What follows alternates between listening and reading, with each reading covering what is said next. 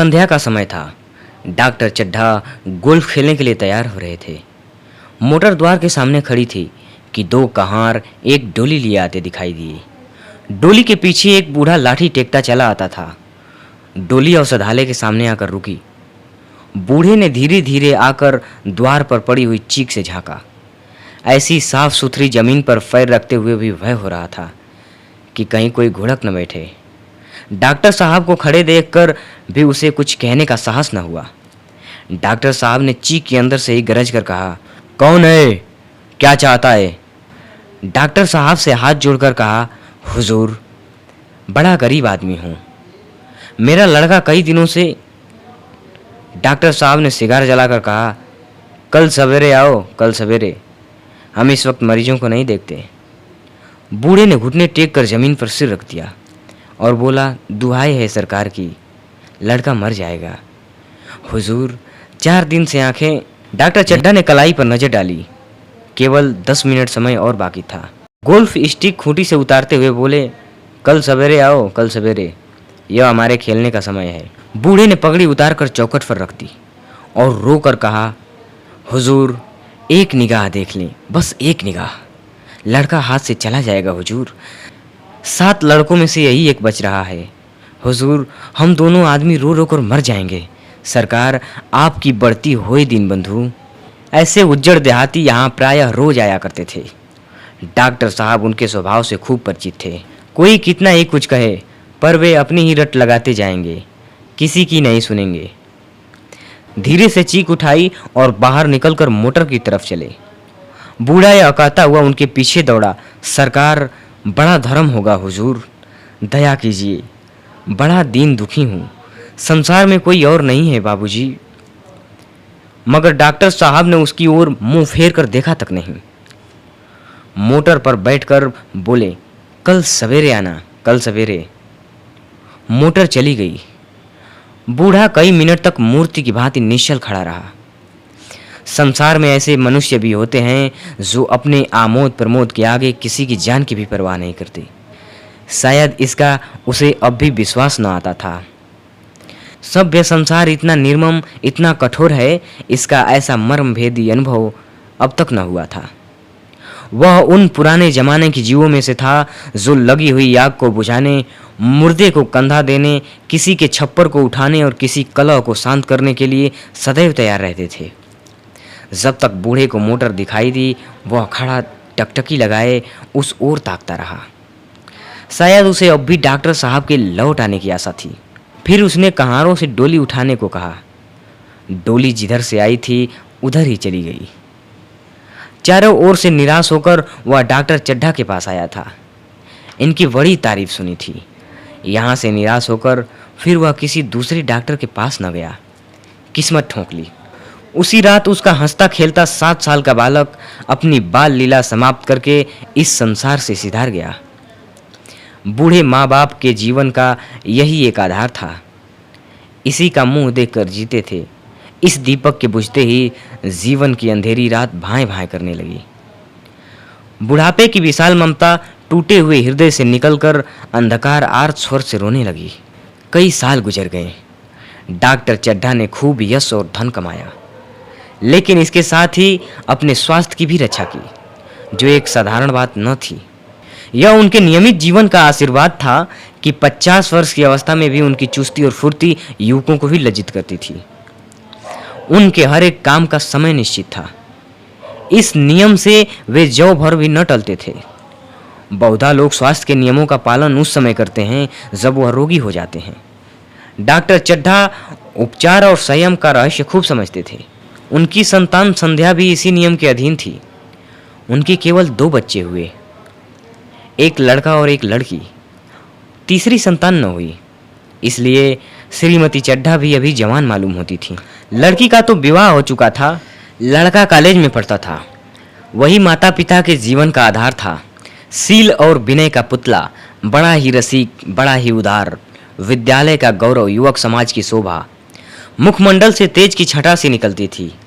आज उसकी 20वीं सालगिरह थी। संध्या का समय था। हरी हरी घास पर कुर्सियां बिछी हुई थीं। शहर के रईस और हुक्काम एक तरफ कॉलेज के छात्र दूसरी तरफ बैठकर भोजन कर रहे थे। बिजली के प्रकाश से सारा मैदान जगमगा रहा था। आमोद प्रमोद का सामान भी जमा था और छोटा सा प्रहसन खेलने की तैयारी थी। प्रहसन स्वयं कैलाश ने लिखा था, वही मुख्य एक्टर था। इस समय वह रेशमी कमीज पहने नंगे सिर नंगे पांव इधर से उधर मित्रों की आव भगत में लगा हुआ था। कोई पुकारता, कैलाश जरा इधर आना। कोई उधर से बुलाता, कैलाश क्या उधर ही रहोगे। सभी उसे छेड़ते थे, चुहली करते थे। बेचारे को जरा दम मारने का भी अवकाश न मिलता था। सहसा एक रमणी ने उनके पास आकर पूछा, क्यों कैलाश, तुम्हारे सांप कहाँ हैं, जरा मुझे दिखा दो। कैलाश ने उनसे हाथ मिलाकर कहा, नहीं इस वक्त नहीं। फिर मृडालिनी ने कहा, कैलाश आज तो तुम सांप दिखा दो। कैलाश ने मृडालिनी से कहा, इस वक्त क्षमा करो, कल दिखा दूंगा। मृडालिनी ने आग्रह किया, जी नहीं, तुम्हें दिखाना पड़ेगा, मैं आज नहीं मानूंगी, तुम रोज कल कल करते हो। मृडालिनी और कैलाश दोनों सहपाठी थे और एक दूसरे के प्रेम में पगे हुए थे। कैलाश को सांपों को पालने और खिलाने और नचाने का बहुत शौक था। तरह तरह के सांप पाल रखे थे। उनके स्वभाव और चरित्र की परीक्षा करता रहता था। थोड़े ही दिन हुए थे जब उसने विद्यालय सांपों पर एक मार्के का व्याख्यान दिया था। सांपों को नचाकर भी दिखाया था। प्राणी शास्त्र के बड़े बड़े पंडित भी यह व्याख्यान सुनकर दंग रह गए थे। यह विद्या उसने एक बड़े सपेरे से सीखी थी। सांपों की जड़ी बूटियां जमा करने का उसे मरज था। इतना पता भर मिल जाए कि कहीं किसी व्यक्ति के पास कोई अच्छी जड़ी बूटी है, फिर उसे चैन न आता था, उसे लेकर ही छोड़ता था। यही व्यसन था। इस पर हजारों रुपए फूंक चुका था। मृडालिनी कई बार आ चुकी थी, पर कभी सांपों को देखने के लिए इतनी उत्सुक न हुई थी। कह नहीं सकते कि आज उसकी उत्सुकता सचमुच जाग गई थी, या वह कैलाश पर अपने अधिकार का प्रदर्शन करना चाहती थी। पर उसका आग्रह बेमौक था। उस कोठरी में कितनी भीड़ लग जाएगी, भीड़ को देखकर सांप कितने चौंकेंगे और रात के समय उन्हें छेड़ा जाना कितना बुरा लगेगा, इन बातों का जरा सा भी ध्यान न आया। कैलाश ने कहा, नहीं, कल जरूर दिखा दूंगा। इस वक्त अच्छी तरह से दिखा भी तो नहीं सकूंगा, कमरे में तिल रखने की भी जगह नहीं मिलेगी। एक महाशय ने छेड़ कर कहा, अजी दिखा क्यों नहीं देते, जरा सी बात के लिए इतना टाल मटोल कर रहे हो। मिस गोविंद हरगिज न मानना, देखें यह कैसे नहीं दिखाते हैं। दूसरे महाशय ने और रद्दा चढ़ाया, मिस गोविंद इतनी सीधी और भोली है, तभी आप इतना मिजाज करते हैं। दूसरी सुंदरी होती तो इस बात पर बिगड़ खड़ी होती। तीसरे साहब ने मजाक उड़ाया, अजी बोलना छोड़ देती, भला कोई बात है। इस पर आपका दावा है कि मृडालिनी के लिए जान हाजिर है। मृडालिनी ने देखा कि ये सोहदे उसे रंग पर चढ़ा रहे हैं, तो बोली, आप लोग मेरी वकालत न करें, मैं खुद अपनी वकालत कर लूँगी। मैं इस वक्त सांपों का तमाशा नहीं देखना चाहती, चलो छुट्टी हुई। इस पर मित्रों ने ठहाका लगाया। एक साहब बोले, देखना तो आप सब कुछ चाहें, पर कोई दिखाए तब तो। कैलाश को मृडालिनी की छिपी हुई और सूरत को देखकर मालूम हुआ कि इस वक्त उसका इनकार करना वास्तव में उसे बुरा लग सकता है। ज्यों ही प्रीति भोज समाप्त हुआ और गाना शुरू हुआ, उसने मृडालिनी और अन्य मित्रों को सांपों के दरबे के सामने ले जाकर महुअर बजाना शुरू किया। फिर एक खाना खोलकर एक एक सांप को निकालने लगा। वाह, क्या कमाल था। ऐसा जान पड़ता था कि वे कीड़े उसकी एक एक बात, उसके मन का एक एक भाव समझते हैं। किसी को उठा लिया, किसी को गर्दन में डाल लिया और किसी को हाथ में लपेट लिया। मृडालिनी बार बार मना करती थी कि इन्हें गर्दन में न डालो, दूर से ही दिखा दो, बस जरा नाच दो। कैलाश की गर्दन में सांपों को लिपटते देखकर उसकी जान निकल जाती थी। पछता रही थी कि व्यर्थ में मैंने इसको सांप दिखाने को कह दिया। मगर कैलाश एक न सुनता था। प्रेमिका के सन्मुख अपने सर्प कला का प्रदर्शन का ऐसा अवसर पाकर वह कब चूकता। एक मित्र ने टीका किया, अजी दांत तोड़ डाले होंगे। कैलाश हंसकर बोला, दांत तोड़ डालना मदारियों का काम है, किसी के दांत नहीं तोड़े गए हैं, कहिए तो दिखा दूं। यह कहकर उसने एक काले सांप को पकड़ लिया और बोला, मेरे पास इससे बड़ा और जहरीला सांप दूसरा नहीं है। अगर किसी को काट ले तो आदमी आनन फानन में मर जाए, लहर भी ना आए। इसके कांटे पर कोई मंत्र नहीं। इसके दांत दिखा दूं? मृणालिनी ने उसका हाथ पकड़कर कहा, नहीं नहीं कैलाश, ईश्वर के लिए इसे छोड़ दो, तुम्हारे पैरों पर पड़ती हूँ। इस पर एक दूसरे मित्र बोले, मुझे तो विश्वास नहीं आता, लेकिन तुम कहते हो तो मान लूँगा। कैलाश ने सांप की गर्दन पकड़कर कहा, नहीं साहब, आप आंखों से देखकर मानिए। दांत तोड़कर वश में किया तो क्या किया। सांप बड़ा समझदार होता है। अगर उसे विश्वास हो जाए कि इस आदमी से मुझे कोई हानि नहीं पहुंचेगी तो वह उसे हरगिज न काटेगा। मृणालिनी ने जब देखा कि कैलाश पर इस वक्त भूत सवार है तो उसने यह तमाशा न करने के विचार से कहा, अच्छा भाई, अब यहाँ से चलो, देखो गाना शुरू हो गया है, आज मैं भी कुछ चीज़ सुनाऊंगी। यह कहते हुए उसने कैलाश का कंधा पकड़कर चलने का इशारा किया और कमरे से निकल गई। मगर कैलाश विरोधियों का शंका समाधान करके ही दम लेना चाहता था। उसने सांप की गर्दन पकड़कर जोर से दबाई, इतनी जोर से दबाई कि उसका मुंह लाल हो गया, देह की सारी नसें तन गई। सांप ने अब तक उसके हाथों से ऐसा व्यवहार न देखा था। उसकी समझ में न आता था कि यह मुझसे क्या चाहते हैं। उसे शायद भ्रम हुआ कि यह मुझे मार डालना चाहते हैं, अतः वह आत्मरक्षा के लिए तैयार हो गया। कैलाश ने उसकी गर्दन खूब दबाकर मुंह खोल दिया और उसके जहरीले दांत दिखाते हुए बोला, जिन सज्जनों को शक हो आकर देख लें।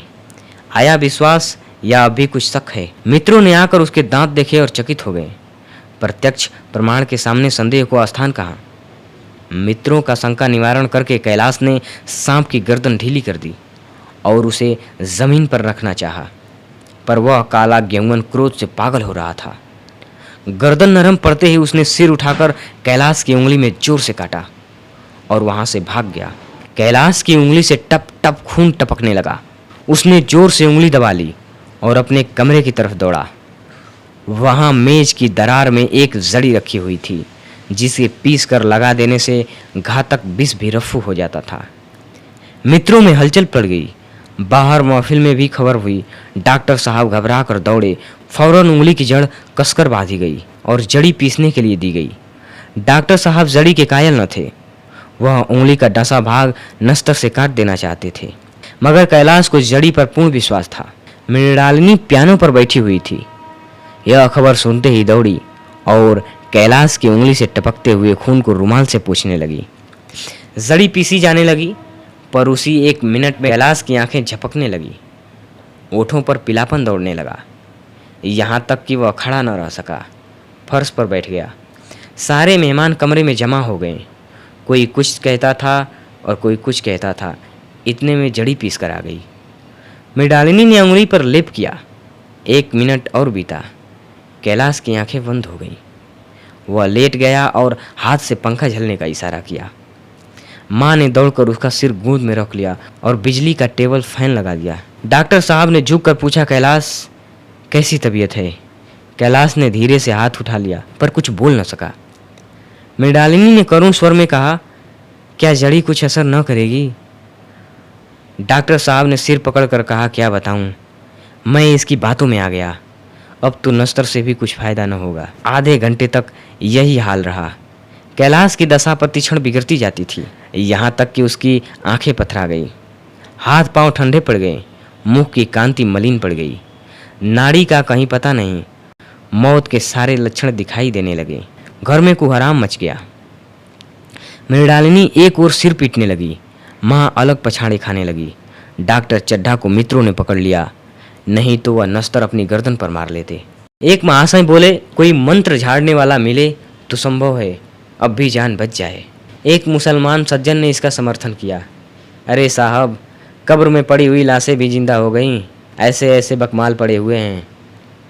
डॉक्टर चड्ढा बोले, मेरी अक्ल पर पत्थर पड़ गया था कि मैं इसकी बातों में आ गया।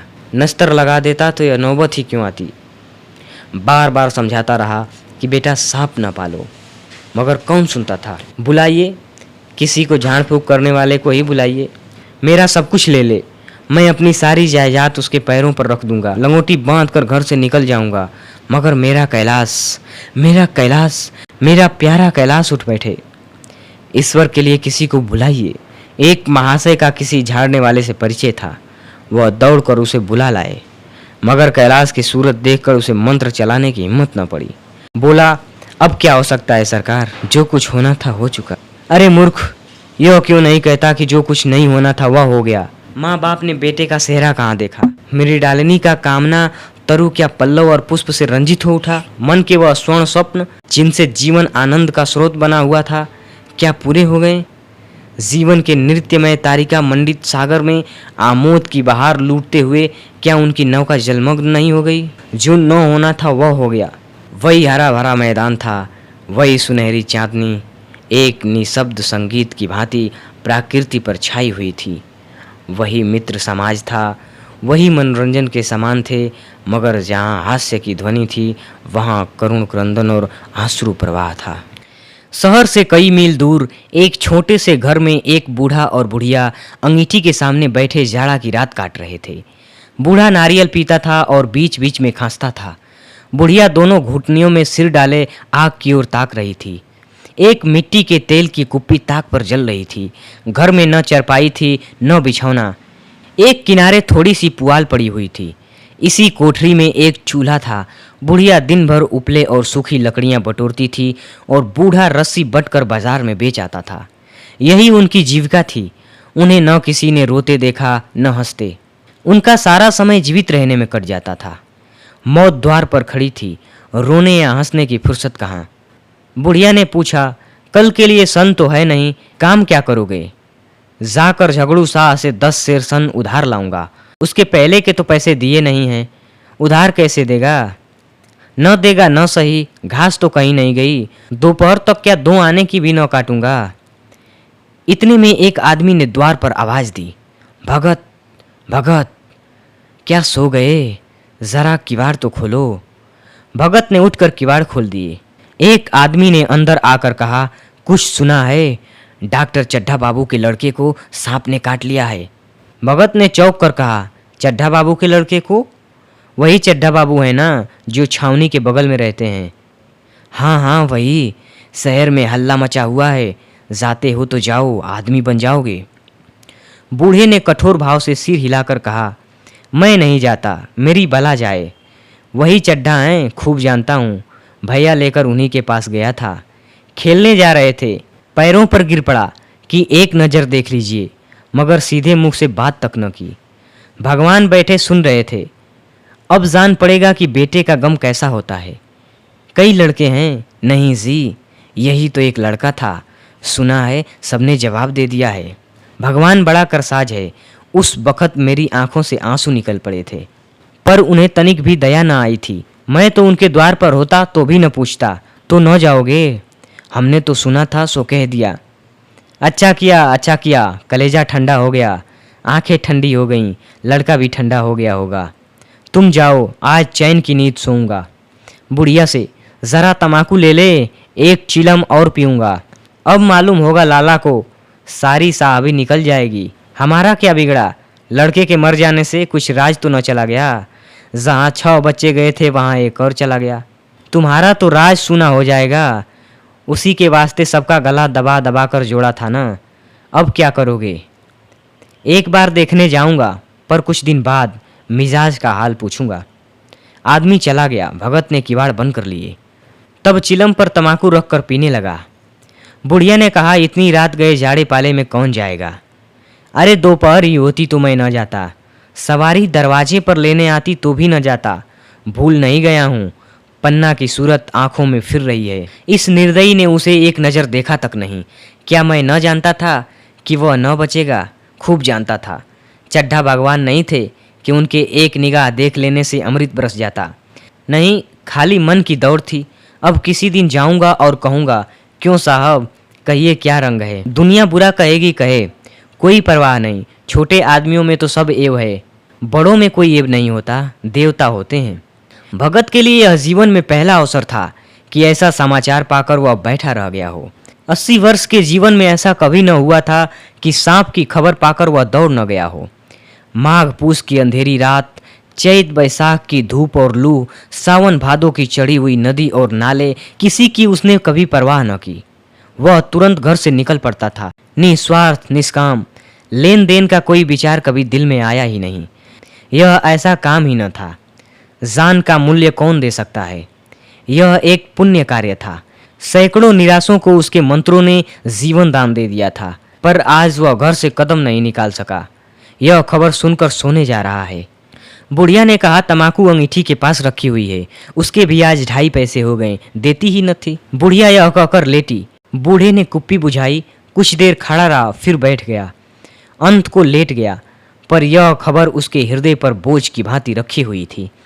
उसे मालूम हो रहा था कि उसकी कोई चीज खो गई है, जैसे सारे कपड़े गीले हो गए हैं या पैरों में कीचड़ लगा हुआ है, जैसे कोई उसके मन में बैठा हुआ है, उसे घर से निकालने के लिए कुरेद रहा है। बुढ़िया जरा देर में खर्राटे लेने लगी। बूढ़े बातें करते करते सोते हैं और जरा सा खटा होते ही जागते हैं। तब भगत उठा, अपनी लकड़ी उठा ली और धीरे से किवाड़ खोले। बुढ़िया ने पूछा, कहाँ जाते हो? कहीं नहीं, देखता था कि कितनी रात है। अभी बहुत रात है, सो जाओ। नींद नहीं आती। नींद कहाँ से आवेगी? मन तो चड्ढा के घर पर लगा हुआ है। चड्ढा ने मेरे साथ कौन सी नेकी कर दी है जो वहाँ जाऊँ? वह आकर पैरों पर पड़े तो भी न जाऊँ। उठे तो तुम इसी इरादे से ही। नहीं रे, ऐसा पागल नहीं हूँ कि जो मेरे लिए कांटे बोए और मैं उसके लिए फूल बोता फिरूं। बुढ़िया फिर सो गई। भगत ने किवाड़ लगा दिए और फिर आकर बैठा, पर उसके मन की कुछ ऐसी दशा थी जो बाजे की आवाज़ कान में पड़ते ही उपदेश सुनने वालों की होती है। आंखें चाहे उपदेश की ओर हों, पर कान बाजे की ओर होते हैं। दिल में भी बाजे की ध्वनि गूंजती रहती है। शर्म के मारे जगह से नहीं उठता। निर्दयी प्रतिघात का भाव भगत के लिए उपदेशक था, पर हृदय उस अभागे युवक की ओर था जो इस समय मर रहा था, जिसके लिए एक एक पल का विलंब घातक था। उसने फिर किवाड़ खोले, इतने धीरे से कि बुढ़िया को खबर भी न हुई। बाहर निकल आया। उसी वक्त गांव का चौकीदार गश्त लगा रहा था। बोला, कैसे उठे भगत? आज तो बड़ी सर्दी है, कहीं जा रहे हो क्या? भगत ने कहा, नहीं जी, जाऊंगा कहाँ? देखता था अभी कितनी रात है, भला के बजे होंगे? चौकीदार बोला, 1 बजा होगा। और क्या? अभी थाने से आ रहा था तो डॉक्टर चड्ढा बाबू के बंगले पर बड़ी भीड़ लगी हुई थी। उनके लड़के का हाल तो तुमने सुना होगा, कीड़े ने छू लिया है, चाहे मर भी गया हो। तुम चले जाओ तो शायद जान बच जाए। सुना है 10,000 देने को तैयार हैं भगत। मैं तो न जाऊं, चाहे वह 10 लाख भी दें। मुझे 10,000 या 10 लाख लेकर करना क्या है? कल मर जाऊंगा, फिर कौन भोगने वाला बैठा हुआ है? चौकीदार चला गया। भगत ने आगे पैर बढ़ाया। जैसे नशे में आदमी की देह अपने काबू में नहीं रहती है, पैर कहीं और रखता है, पड़ता कहीं और है, कहता कुछ और है, जबान से निकलता कुछ और है। वही हाल इस समय भगत का था। मन में प्रतिकार था, पर कर्म मन के अधीन न था। जिसने कभी तलवार नहीं चलाई, वह इरादा करने पर भी तलवार नहीं चला सकता। उसके हाथ कांपते हैं, उठते ही नहीं। भगत लाठी खटखट करता लपकता चला जाता था। चेतना रोकती थी, पर उपचेतना ठेलती थी। सेवक स्वामी पर हावी था। आधी राह निकल जाने के बाद सहसा भगत रुक गया। हिंसा ने क्रिया पर विजय पाई। मैं यूं ही इतनी दूर चला आया। इस जाड़े पाले में मरने की मुझे क्या पड़ी थी? आराम से सोया क्यों नहीं? नींद न आती न सही, 2-4 भजन ही गाता। व्यर्थ में इतनी दूर दौड़ आया। चड्ढा का लड़का रहे या मरे, मेरे साथ उन्होंने ऐसा कौन सा सुलूक किया था कि मैं उनके लिए मरूं?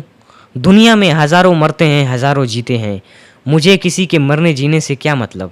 मगर उपचेतना ने एक दूसरा रूप धारण किया, जो हिंसा से बहुत कुछ मिलता जुलता था। वह झाड़ फूंक करने नहीं जा रहा है। वह देखेगा कि लोग क्या कर रहे हैं। डॉक्टर साहब का रोना पीटना देखेगा, किस तरह सिर पीटते हैं, किस तरह पछाड़े खाते हैं।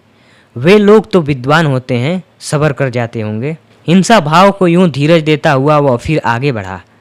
इतने में 2 आदमी आते दिखाई दिए। दोनों बातें करते चले आ रहे थे। चड्ढा बाबू का घर उजड़ गया। वही तो एक लड़का था। भगत के कान में यह आवाज़ पड़ी, उसकी चाल और तेज हो गई। थकान के मारे पांव न उठते थे। सिरोभाग इतना बढ़ जाता था मानो अब मुंह के बल गिर पड़ेगा। इस तरह वह कोई 10 मिनट चला होगा कि डॉक्टर साहब का बंगला नजर आया। बिजली की बत्तियां जल रही थीं। मगर सन्नाटा छाया हुआ था। रोने पीटने की आवाज़ न आती थी। भगत का कलेजा धक धक करने लगा। कहीं मुझे बहुत देर तो नहीं हो गई। वह दौड़ने लगा। अपनी उम्र में वह इतना तेज कभी नहीं दौड़ा था। बस यही मालूम होता था मानो उसके पीछे मौत दौड़ी आ रही हो। 2 बज गए थे। मेहमान विदा हो गए। रोने वालों में केवल आकाश के तारे रह गए थे और सभी रो रो कर थक गए थे। बड़ी उत्सुकता के साथ लोग रह रह कर आकाश की ओर देखते थे कि किसी तरह सूही हो और लाश गंगा की गोद में दी जाए। सहसा भगत ने द्वार पर पहुंचकर आवाज़ दी, डॉक्टर साहब समझे कोई मरीज आया होगा। किसी और दिन उन्होंने उस आदमी को दुत्कार दिया होता, मगर आज बाहर निकल आए। देखा एक बूढ़ा आदमी खड़ा है, कमर झुकी हुई, पोपला मुंह, भौहें तक सफ़ेद हो गई थी, लकड़ी के सहारे कांप रहा था। बड़ी नम्रता से बोले, क्या है भाई, आज तो हमारे ऊपर ऐसी मुसीबत पड़ गई है कि कुछ कहते नहीं बनता। फिर कभी आना, इधर 1 महीने तक तो शायद मैं किसी मरीज को देख न सकूंगा। भगत ने कहा, सुन चुका हूँ बाबूजी, इसलिए आया हूँ। भैया कहाँ है, ज़रा मुझे दिखा दीजिए। भगवान बड़ा करसाज है, मुर्दे को भी जिला सकता है। कौन जाने अब भी उसे दया आ जाए। चड्ढा ने व्यथित स्वर से कहा, चलो देख लो, मगर 3-4 घंटे हो गए, जो कुछ होना था हो चुका। बहुतेर झाड़ने फूकने वाले देख देख कर चले गए। डॉक्टर साहब को आशा तो क्या होती। हाँ, बूढ़े पर दया आ गई। अंदर ले गए। भगत ने लाश को 1 मिनट तक देखा, तब मुस्कुराकर बोला, अभी कुछ नहीं बिगड़ा है बाबूजी। यह नारायण चाहेंगे तो आधे घंटे में भैया उठ बैठेंगे। आप नाहक दिल छोटा कर रहे हैं। ज़रा कहारों से कहिए पानी तो भरें। कहारों ने पानी भर भर कर कैलाश को नहलाना शुरू किया। पाइप बंद हो गया था। कहारों की संख्या अधिक न थी, इसलिए मेहमानों ने अहाते के बाहर कुएं से पानी भर भर कर कैलाश को नहलाना शुरू किया। मृणालिनी कलसा लिए पानी ला रही थी। बूढ़ा भगत खड़ा मुस्कुरा मुस्कुरा कर मंत्र पढ़ रहा था, मानो विजय उसके सामने खड़ी है। जब एक बार मंत्र समाप्त हो जाता, वह एक जड़ी कैलाश के सिर पर डाले और न जाने कितनी बार मंत्र फूंका। आखिर जब उषा ने अपनी लाल लाल आंखें खोली तो कैलाश की भी लाल लाल आंखें खुल गईं। एक क्षण में उसने अंगड़ाई ली और पानी पीने को मांगा। डॉक्टर चड्ढा ने दौड़कर नारायणी को गले लगा लिया। नारायणी दौड़कर भगत के पैरों पर गिर पड़ी। मृणालिनी कैलाश के सामने आंखों में आंसू भरे पूछने लगी, अब कैसी तबीयत है कैलाश? एक क्षण में चारों तरफ खबर फैल गई। मित्रगण मुबारकबाद देने आने लगे। डॉक्टर साहब बड़े श्रद्धा भाव से हर एक के सामने भगत का यश गाते फिरते थे। सभी लोग भगत के दर्शनों के लिए उत्सुक हो उठे, मगर अंदर जाकर देखा तो भगत का कहीं पता न था। नौकरों ने कहा, अभी तो यहीं बैठे चिलम पी रहे थे। हम लोग तमाकू देने लगे तो नहीं ली, अपने पास से तमाकू निकाल कर भरी। यहाँ तो भगत की चारों ओर तलाश होने लगी और भगत लपका हुआ घर चला जा रहा था कि बुढ़िया के उठने से पहले पहुँच जाऊँ। जब मेहमान लोग चले गए तो डॉक्टर साहब ने नारायणी से कहा, बूढ़ा न जाने कहाँ चला गया। एक चिलम तमाकू का भी रवादार न हुआ। नारायणी, मैंने तो सोचा था इसे कोई बड़ी रकम दूंगी। चड्ढा, रात को तो मैंने नहीं पहचाना, पर जरा साफ होने पर पहचान गया। एक बार यह एक मरीज को लेकर आया था। मुझे अब याद आता है कि मैं उस समय खेलने जा रहा था और मरीज को देखने से इनकार कर दिया था। अब उस दिन की बात याद करके मुझे जितनी गलानी हो रही है उसे प्रकट नहीं कर सकता। मैं उसे अब खोज निकालूंगा और उसके पैरों पर गिरकर अपना अपराध क्षमा कराऊंगा। वह कुछ लेगा नहीं, यह जानता हूँ। उसका जन्म यश की वर्षा करने के लिए हुआ है। उसकी सज्जनता ने मुझे ऐसा आदर्श दिखा दिया है जो अब से जीवन पर्यंत मेरे सामने रहेगा।